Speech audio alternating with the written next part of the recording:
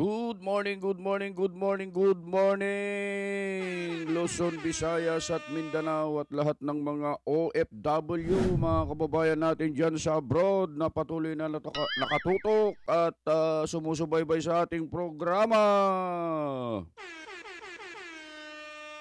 Ayun mga kabengbeng, meron po kaming papaalala lang sa inyo sa pagkakataong ito at ito'y mahalagang impormasyon mga kababayan at mga mahal po naming taga-subaybay tungkol po dito sa mga loose firearms mga idol. Ito at medyo nagpapaalaala po ang ating kapulisan tungkol po dyan sa mga loose firearms, mga hindi nakarenew na mga firearms dyan.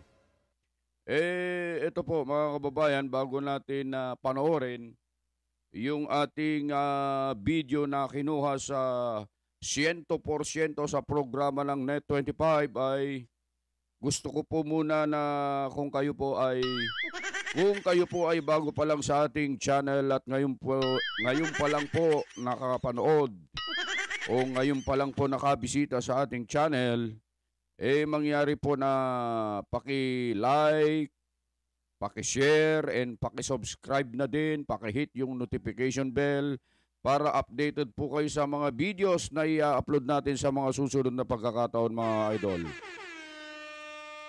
Ito, bilang paalaala dun sa mga hanggang ngayon ay hindi pa po nakakapag-renew ng kanilang mga firearms o kaya may mga loose firearms dyan. Ito po ay paalala po ng ating mga kapulisan. Siguro ay panoorin muna natin ang video ito at saka tayo magbibigay ng konting reaksyon. Panoorin natin to.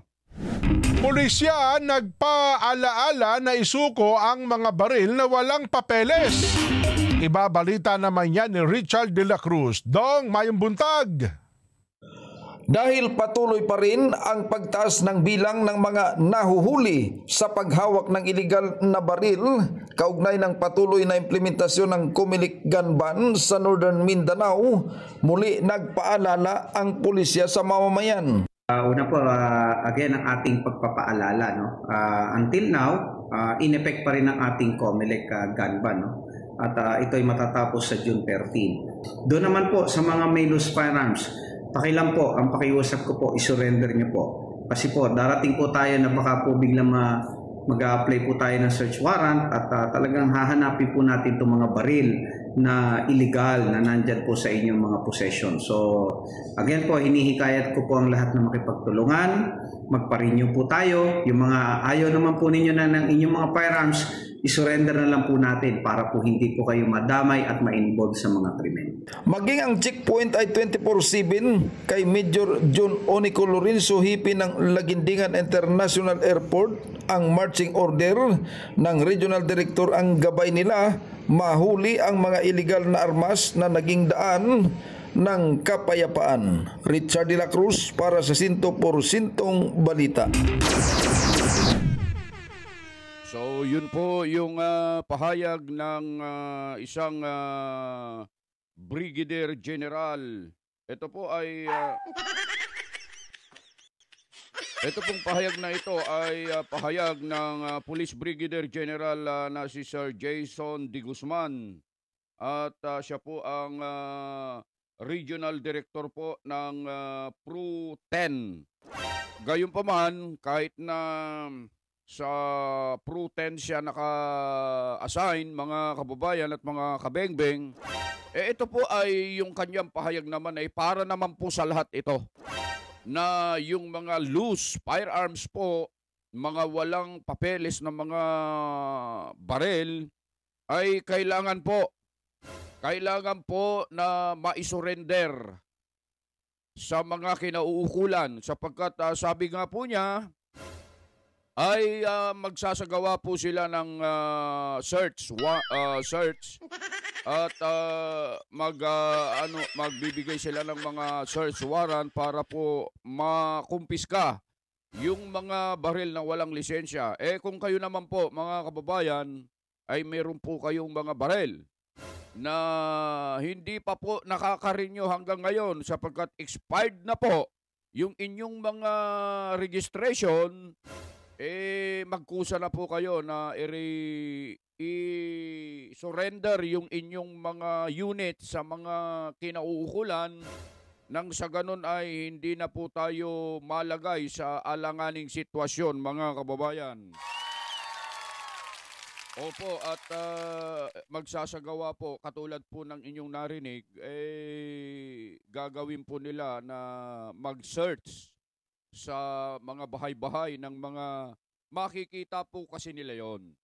Makikita po nila sa kanilang system yung mga hindi po naka-renew. Hindi po naka-renew yung kanilang firearms registration.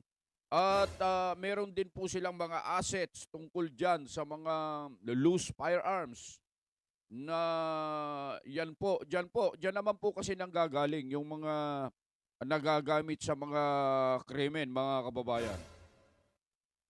Bueno, ito po ay isang paalaala lang, mga kababayan, pero meron po kasi kaming napansin po dito sapagkat kung narinig yung mabuti, yung kanyang pagsasabi na in effect pa rin yung gun ban hanggang ngayon.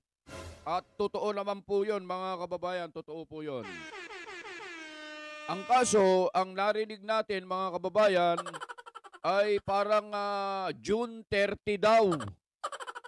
June 30 ba o June 13? Hindi ko mawari kung June 13 o June 30 po yung binanggit po niya na mapaglilip pa lang po ng gun ban, mga kababayan. Batay po dito sa COMELEC, ipapakita po namin sa inyo yung schedule po na ibinigay po ng COMELEC tungkol sa paglilip ng gun ban. Matatapos po ang gun ban. Ito po. Ito, matatapos po ang gun ban ayon dito sa COMELEC. Ito magsisimula, basahin. Ito po ay post po mismo ng Firearms and Explosive Office o FEO. Ito po nakalagay. Election gun ban January 12 hanggang January 11, 2025. Ito po, pakita ko po sa inyo Kaya, yan po yung schedule na ibinigay po ng COMELEC at ipinost po ng FEO.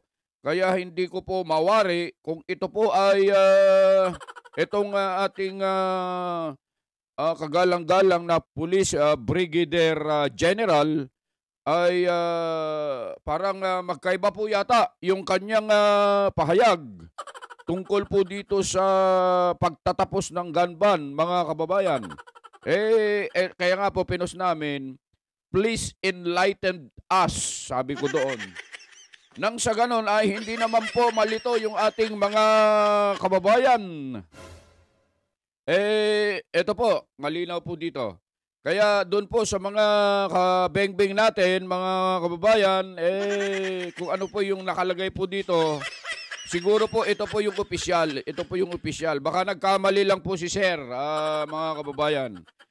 Bueno, yun lamang po yung ating maibabahagi ngayong umaga, mga kababayan. At muli po, ang inyong walang kakwenta-kwentang vlogger at karumal-dumal na vlogger sa balat ng lupa ay muli pong bumabati po sa inyo ng isang magandang umaga at sama po kayo naroroon ay lagi po kayong mag-iingat sa inyong mga paggawa.